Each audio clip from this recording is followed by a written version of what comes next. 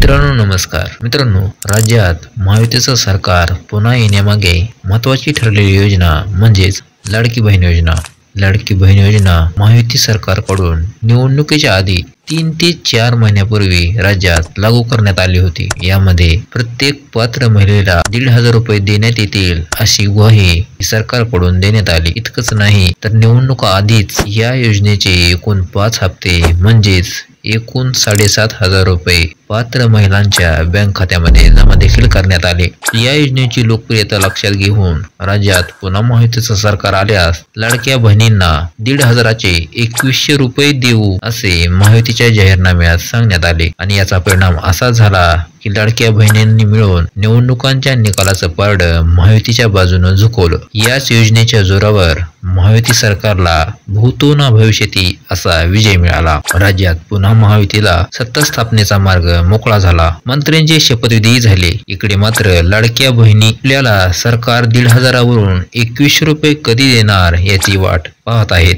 आणि अशातच आता सरकारच्या नव्या अतितटींच्या धोरणामुळे लाडक्या बहिणींना मिळणारे 1,500 रुपये सुद्धा धोक्यात आले आहेत.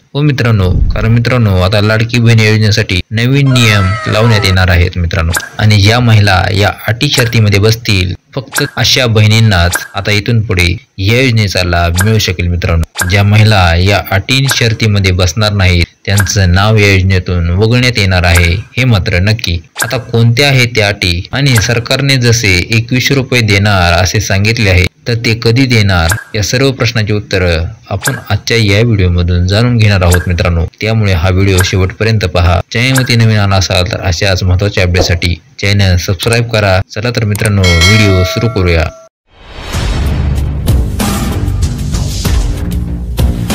मित्रांनो, सध्या राज्यात लाडकी बहीण योजना तात्पुरत्या कालावधीसाठी बंद केली आहे. काही दिवसातच ती पुन्हा सुरू देखील केली जाईल मित्रांनो. परंतु मित्रांनो, ज्यावेळेस ही योजना पुन्हा एकदा सुरू करण्यात येईल ती नव्या अटी शर्तींनुसारच. आता तुमचा एक प्रश्न असेल की नवीन अटी शर्ती कोणत्या आणि जसे की सरकारने घोषित केले की या योजनेचा लाभ 1,500 रुपयांवरून 2,100 रुपये केला जाणार आहे. मग हे पैसे आताच लगे मिळतील का? मित्रांनो, 2,100 रुपये कधी आणि कसे मिळतील याची चर्चा आपण पुढच्या व्हिडिओमध्ये करूया मित्रांनो. सगळ्यात आधी जाणून घेऊया की हे 2,100 रुपये नक्की मिळतील कोणत्या बहिणींना मित्रांनो. कारण मित्रांनो, या योजनेत आता सरकारकडून नवीन अटी शर्ती घालण्यात आलेल्या आहेत मित्रांनो. त्यासाठी अर्जांची पुन्हा एकदा फेरतपासणी केली जाणार आहे मित्रांनो. हे मुख्यमंत्र्यांनी देखील स्पष्ट केले आहे की ज्या महिला निकषामध्ये बसतील फक्त अशाच महिलांना इथून पुढे या योजनेचा लाभ मिळेल मित्रांनो. तो व्हिडिओ मित्रांनो आपल्या चॅनलवरती आहे. त्याची लिंक वरती आय बटन आणि डिस्क्रिप्शन बॉक्स मध्ये दिली आहे मित्रांनो. तो व्हिडिओ एकदा पाहून घ्या मित्रांनो.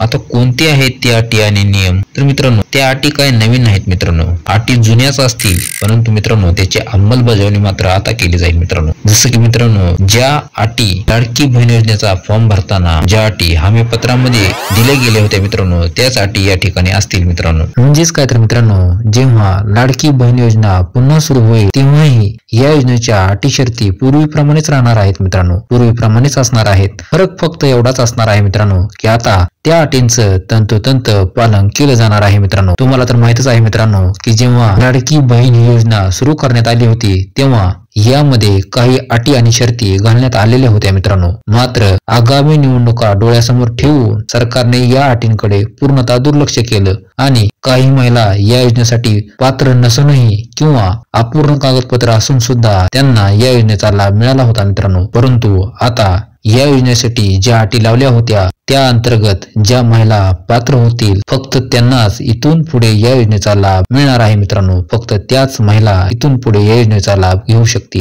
पर्यायानं केवळ त्याच महिलांना 2,100 रुपये मिळतील मित्रांनो. आपण त्या हमीपत्रामध्ये नक्की कोणत्या अटी शर्ती होत्या त्यावर एकदा नजर टाकूयात मित्रांनो. आपण सर्वात आधी लाडकी बहीण योजनेच्या काही प्रमुख अटींवर नजर टाकूयात. यातील सगळ्यात पहिली अट म्हणजे महिलेचं वार्षिक उत्पन्न. मित्रांनो, या योजनेचा लाभ घ्यायचा असेल तर त्या महिलेचं वार्षिक उत्पन्न हे 2.5 लाखांपेक्षा कमी असावं. परंतु मित्रांनो, काही महिलांचं उत्पन्न 2.5 लाखांपेक्षा जास्त असूनही त्यांना या योजनेचे पैसे मिळाले आहेत मित्रांनो. परंतु आता मात्र अशा महिलांची नावं या योजनेमधून कमी केली जातील मित्रांनो. त्यानंतर मित्रांनो, दुसरी अट म्हणजे त्या महिलेच्या घरात कोणीही इन्कम टॅक्स पे करत नसावा. म्हणजेच मित्रांनो त्या महिलेच्या घरातील कोणताही व्यक्ती इन्कम टॅक्स भरत नसावा मित्रांनो. त्यानंतर मित्रांनो तिसरी अट म्हणजे घरातील कोणताही व्यक्ती सरकारी कर्मचारी नसावा. परंतु मित्रांनो बऱ्याच ठिकाणी सरकारी नोकरीला असून सुद्धा महिलांना या योजनेचे पैसे मिळाले आहेत मित्रांनो. अशी नावे यापुढे या योजनेतून वगळण्यात येतील मित्रांनो. त्यानंतर मित्रांनो चौथी अट म्हणजे महिलेच्या घरात किंवा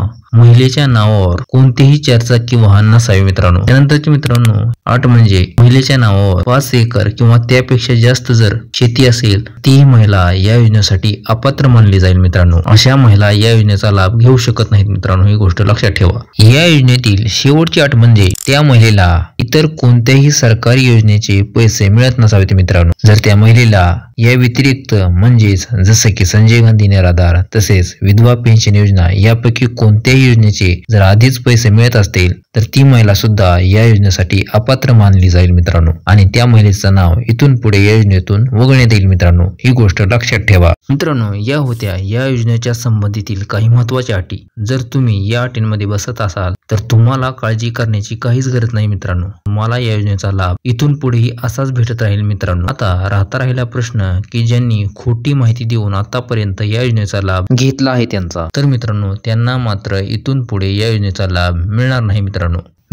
आता तुमच्या लक्षात आल्याच असेल की या योजनेचा जो काही पुढील हप्ता आहे नंतरच्या काळामध्ये या योजनेचा जो काही 2100 रुपयेचा हप्ता आहे तो नक्की कोणाला मिळेल. थोडक्यात काय तर ज्या महिला ज्या भगिनी वरील सर्व अटींमध्ये बसत असतील त्यांनाच हा 2100 रुपयांचा हप्ता मिळणार एवढं मात्र नक्की. आता हा हप्ता कधी मिळेल याची चर्चा आपण पुढच्या व्हिडिओमध्ये करू मित्रांनो. त्यासाठी आपलं चॅनल नक्की सबस्क्राईब करा. तुमच्या अजूनही काही शंका असतील तर कमेंट करून नक्की विचारा. पुन्हा भेटू अशीच एक महत्त्वाची अपडेट घेऊन. तोपर्यंत जय हिंद, जय महाराष्ट्र.